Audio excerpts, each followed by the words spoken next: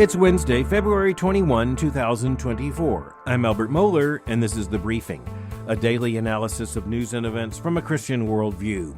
Big headline news comes from the nation of Greece. That's not altogether common, but it comes at this time precisely because the nation of Greece, its government, has now legalized same-sex marriage.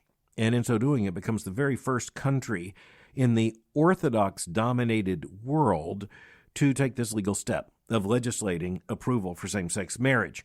In a further complication, same-sex couples will also be able to adopt children and be given custodial rights. This is a major moral shift, and it's taking place in one of the oldest countries and one of the oldest civilizations on earth. It is taking place at the very heart of the Greek Orthodox Church, and it has taken place by legislators there in Greece in the face of very clear opposition from the Orthodox Church in Greece. So what's going on here? Well, in the first place, there are many on the cultural left in the United States who keep complaining about Western cultural imperialism. And yet that's exactly what this is. That's exactly what the progressives are trying to force upon Africa. That's exactly what many in the Biden administration want to force through American foreign policy. When it comes to issues like the LGBTQ revolution, same-sex marriage, all those Hollywood concerns about political pressure on other nations, they go away. Because after all, this is in the name of what they define as human liberation. So let's just look at the development in Greece. What does it mean? Greece, by this action, has become the 16th country in the European Union to allow same-sex marriage, but it is the first nation defined as an Orthodox Christian nation to do so. Back in 2015, Greece extended recognition to same-sex relationships and partnerships, but that was not extended to marriage. But the current Prime Minister of Greece decided he wanted to go forward with this proposal. Frankly, it didn't have the support of all in his own party. But a coalition was put together, especially with leftists there in Greece, and this came in the defiance of the Orthodox Church in Greece, which very clearly understands marriage to be and only to be the union of a man and a woman. The Prime Minister, Kyriakos Mitsotakis, had made very clear that he thought this was a human rights issue. That's the way he presented it. That is to say, same-sex couples have a human right to marry. They should have the equal right as a man and a woman to marry. Now, that's not an argument that's altogether new, but it is an argument that we need to understand hasn't grown any less false over time, even as time has passed here in the West, where you had a Supreme Court here in the United States in 2015 that ruled in favor of same-sex marriage and legislated it in all 50 states and mandated it in all 50 states. Now you have in Greece the very same logic. It's just arriving a little later, but nonetheless, it is still just as false. The report in the New York Times says this, quote, in addition to recognizing same-sex marriages, the legislation clears the way for adoption and gives the same rights to both same-sex parents as a child's legal guardian, whereas to date, such rights have applied only to the biological parent. Quote, it would also affect the daily lives of same-sex couples, the Prime Minister told Parliament, quote, allowing those with children, quote, to collect them from school, to be able to travel with them, to take them to the doctor, end quote. Well, a lot of that was already allowable by other means, but you can understand how this becomes a very powerful political argument. But still, in Greece, what about the history and the influence and the power of the Orthodox Church in Greece? This raises some huge questions. It also raises some questions of history. This story, along with many others, brings to light the fact that between the West in terms of Western Christianity and the East in terms of Eastern Christianity, there is a fundamentally different idea of the relationship between the church and the state. And for that matter, the relationship between, say, the government and the church. So let's just think of it in those terms. In the West, that is to say, in what's called Western civilization, we've long had arguments about the relationship between the church and the state. But the understanding has been that they are two different entities. Christians understand, each with an assignment from God, but they do have very clearly defined, distinctive roles to play. Throughout different controversies and developments in Western history, you had arguments about what is the right relationship between church and state, but you've also had a very clear understanding that the ruler and the religious leader even in a situation in which you had something like the Holy Roman Empire, there was still a distinction. And over time in Western civilization, that distinction became clearer.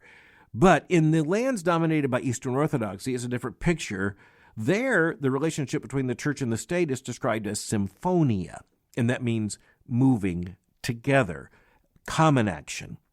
And so there is no notion of the separation of church and state in these historically Orthodox countries the way that there is in the West. So just to make the matter clear, when you talk about Orthodoxy, you're often talking about national identity. It's the Greek Orthodox Church. It's the Syrian Orthodox Church. It's the Russian Orthodox Church. It's the Ukrainian Orthodox Church. That's a very different symbiosis of church and state than you find in the West. But where is the symphonia when it comes to this action by the Greek government? This isn't symphonia, this is dyssymphonia. This is the government in Greece saying we're going in a very different direction than the Greek Orthodox Church. So what we're witnessing here is not just the liberalization of the institution of marriage and the sexual morality in Greece. What we're seeing is kind of a fundamental rewriting of the relationship between church and state in that culture. And the opposition of the Greek Orthodox Church and its authorities to this legislation was abundantly clear, and yet it passed. And so here's a big worldview issue for us. We need to recognize that in the modern world, you have the tug coming from the secular, and you have the tug coming from the historic Christian. And the fact is that increasingly in nation after nation, the secular tug is the more powerful tug, especially when it comes to politics and culture. And now you're seeing that the same story, the same narrative is being played out in Greece. The Times report notes this resistance, saying, quote, "In a country that remains one of Europe's most socially conservative, where the traditional family model is still predominant and the influential Orthodox Church views homosexuality as an aberration, the measures have met some pointed resistance." Continued, quote, "The Holy Synod, the Greek Orthodox Church's highest authority, argued in a letter to lawmakers this month that the bill, quote, abolishes fatherhood and motherhood, neutralizes the sexes, and creates an environment of confusion for children," end quote. Now, there was a time when the Orthodox Church in Greece, speaking with that specificity, would have simply ended the conversation. But pointedly, that is not what happened now. And the ultimate cultural agenda is also made clear, and that's why I cite this section from the Times report, quote, "Supporters said the changes were a crucial step towards granting full rights to gay people and their children and," listen to these words, they're especially crucial, quote, "opening up minds in a society where traditional heteronormative attitudes prevail," end quote.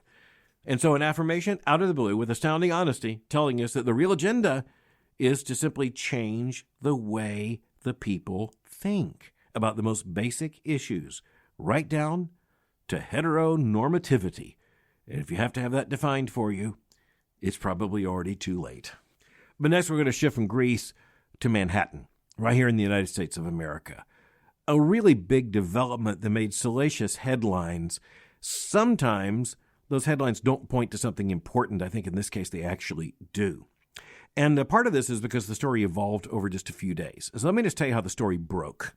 Remember, this is Manhattan, the very heart of glittering New York City, the heart of the progressive left in the United States.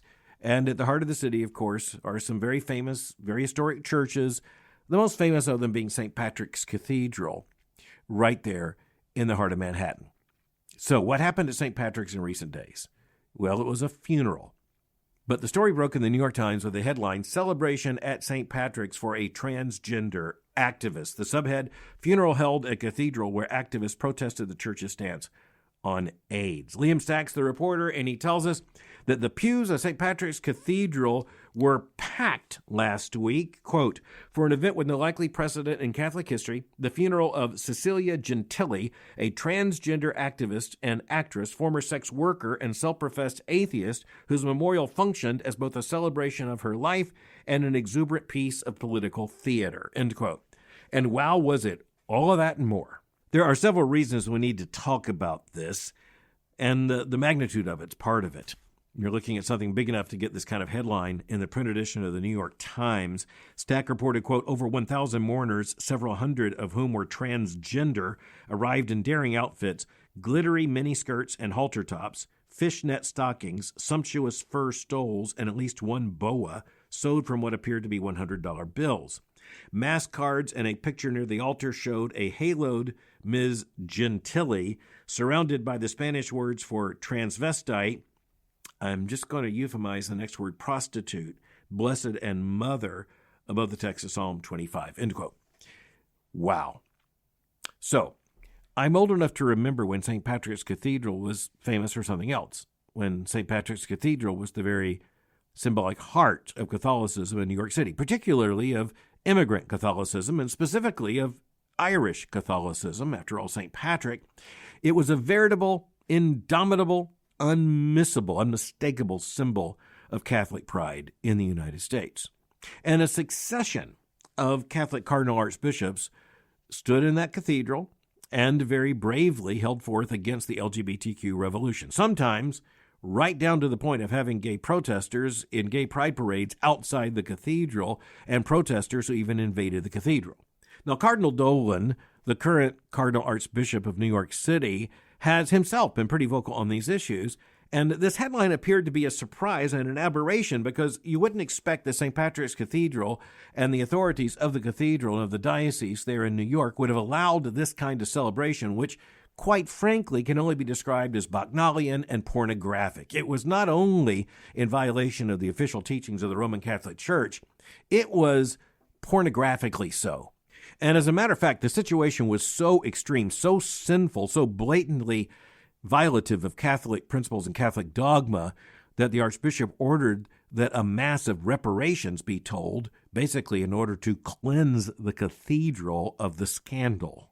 Now, I read that first sentence from the Times report because I want you to understand the New York Times thinks this was a great thing. It's a fantastic thing. Whereas just a matter of a generation ago, you had Catholic cardinal archbishops standing on the steps and there on the platform of St. Patrick's Cathedral being very clear and refuting the LGBTQ logic. And now, well, you have a transgender former sex worker atheist whose funeral is being held, or memorial service it was actually called, was being held in St. Patrick's Cathedral with the permission of the cathedral authorities and becoming a platform for what was openly pornographic and just, well, to use the favorite word of the sexual revolutionaries, transgressive. Let's just say, without going into any further detail, they transgressed. Liam Stack wrote about what he saw as progress, quote, that St. Patrick's Cathedral would host a funeral for a high-profile transgender activist who is well known for her advocacy on behalf of sex workers, transgender people, and people living with HIV might come as a surprise to some. Quote, not much more than a generation ago, at the heights of the AIDS crisis, the cathedral was a flashpoint in conflicts between gay activists and the Catholic Church, whose opposition to homosexuality and condom use enraged the community. Quote, the towering neo-Gothic building became the site of headline-grabbing protests in which activists chained themselves to the pews and lay down in the aisles, end quote. But the entire point of this article is, well, you know, that was then, but this is now. Now you have Cecilia Gentili. Remember, this is a transgender individual, a man with a female identity, also an atheist and a former sex worker who's being celebrated in a pornographic event, one of the most well-attended events, by the way, in the recent history of St. Patrick's Cathedral. What could go wrong? Well, within a very short amount of time, within a day, even within hours, the Roman Catholic Archdiocese there in New York City was quickly clarifying the issue. The Guardian in London, that's a major British newspaper on the left, noticed the development and reported on it. Quote, the Roman Catholic Archdiocese of New York City has condemned a funeral service for the transgender activist Cecilia Gentili at St. Patrick's Cathedral after congregants cheered her for being celebrated as the mother of all, I'll say, prostitutes. The article continued, quote, Gentili was an activist and actor known for advocacy on behalf of sex workers as well as an atheist, and the author of, well, I'm not going to go at that either. The Archdiocese, according to this article, however, condemned the funeral, saying some mourners behaved scandalously at the service. I think that's an understatement. The statement released by the Archdiocese stated that it had, quote, no idea our welcome and prayer would be degraded in such a sacrilegious and deceptive way. According to the pastor at St. Patrick's Cathedral, the church, quote, had not known of Gentili's background or beliefs when it booked the service. end quote. By the way, among other things celebrated there in the Cathedral in this rather salacious event was a celebration of what's called sex work. And without going into detail, one of the persons advocating for the approach taken by this transgender individual to sex work was, quote, sex work to gentility was work just like any other, end quote. This absolute turning of the moral world upside down, and quite frankly, in this case, very clearly advocating for not only the LGBTQ revolution, but for transgression, for the transgender revolution, and for sex work. It's hard to come up with a longer list of things that are directly in contradiction to Roman Catholic teaching, but were here celebrated at this event. Now, again, the Roman Catholic authorities have come back and said this was unauthorized, this shouldn't have happened, we were lied to, and according to Roman Catholic sacramental theology, the space had to be cleansed, basically, by this mass of reparations. And I'm sure that there will be some policy changes and some additional questions asked, and it may be that a few heads roll within the entire structure. But my point is this. Let's just go back, because it's important to recognize that regardless of whether this had been authorized or unauthorized, the fact that it happened and the fact that it happened as it happens just tells us a whole lot. And there are people who look at this just for the sensational headlines, and frankly, it is a freaky, fascinating story. The fact is, nonetheless, there are some huge lessons here. For one thing, those who are surprised by this transgression, frankly, haven't been following the way this moral revolution has worked from day one. Because it's a part of the playbook, a part of the game book, a part of the policy and the strategy of the LGBTQ and, for that matter, the larger sexual revolution to use transgression as a way of tearing down moral boundaries. And that became very clear even in manuals for the early gay rights revolution, going all the way back to the 70s and to the 80s. Especially as you get through the 80s and into the 90s, there are those who are saying, look, transgression is what you have to do. And not only that, you don't fear the cameras, you want the cameras. Not only that, you don't fear the attention, you want the attention. You put all of this right there in visual in front of people, and eventually their moral objections to it will break down. Furthermore, the very logic of transgression in terms of moral change, this is important. Christians need to think about this, is that if you transgress a very clear moral principle, let's just say marriage, and by that we mean heterosexual marriage, if you transgress it flamboyantly, you might get a cultural opposition to that, but you know what? You might move the meter just a little bit. And so what conservatives often miss in this strategy of transgression is that they're not really wanting transgender people in pornographic outfits performing lewd acts in a feather boa near the altar of St. Patrick's Cathedral. They don't necessarily want you to say that's normal, but you know what? That expands where the range of normal was just before all of this happened. And that means that someone who now shows up a little bit less flamboyantly, a little less transgressively, appears to be a lot closer to the normal. That is one of the key strategies of how the moral revolutionaries have worked and how they've succeeded so radically over the course of the last several decades. The other thing we need to note here is how moral revolutionaries who claim an identity within a religious body actually become co-conspirators to help undermine that group's teaching. And that's exactly what's happened. Catholic liberals, of course, loved the event and hate the Archdiocese response. And that's just absolutely predictable. Among Catholics, one of those liberals is the Reverend James Martin, identified in the Times as, quote, a well-known Jesuit writer who advocates a more inclusive approach from the church, end quote. That's an understatement. He's one of the go-to priests on the left that the American media love to go to in this kind of situation. Reverend Martin said that it was, quote, wonderful that the cathedral had agreed to hold the transgender service. And you look at this and you recognize this is exactly how it works. And this is why the media loves these folks and why conservatives in these churches and denominations and religious groups understand it's a loaded gun that's pointed at us. Martin went on to say, quote, to celebrate the funeral mass of a transgender woman at St. Patrick's is a powerful reminder during Lent that LGBTQ people are as much a part of the church as anyone else. I wonder if it would have happened a generation ago, end quote. You wonder if it would have happened a generation ago. It didn't happen a day before it happened. This is the kind of absolute nonsense that liberals get away with just about every single day. I wonder if this would have happened a generation ago. You know the answer to that? No. Would this have happened a week ago? No. You also see, and of course this is in an organically Catholic context here, where you make the claim that LGBTQ people, including the person celebrated in this Mass, a man presenting as a woman, and an atheist or an agnostic, depending upon description, quote, are as much a part of the church as anyone else, end quote. You know, it's not just gay and straight. It's also, according to the liberal logic, believers and unbelievers. It's all of a piece. A ritual of cleansing had to happen at St. Patrick's Cathedral before, and on a related issue. And I'm thinking here of the late 1980s, when the then Cardinal Archbishop of New York was John Cardinal O'Connor, and he was confronted with thousands of people in a gay pride protest who not only were outside the cathedral but came into the cathedral, and they were protesting the Catholic Church's teaching on homosexuality, and in particular the teaching of the church is upheld by the Archbishop there, and they even poured blood there inside the cathedral of St. Patrick's just in order to make their point. You can understand why, given Catholic sacramental theology, the space had to be cleansed and reconsecrated then. But now we're talking about something very, very different, and frankly, it just tells you how the sexual revolution works. This time, the story was about something held in St. Patrick's Cathedral with the permission of the cathedral. So many questions to be asked here about how it could have happened, but the point is it did happen.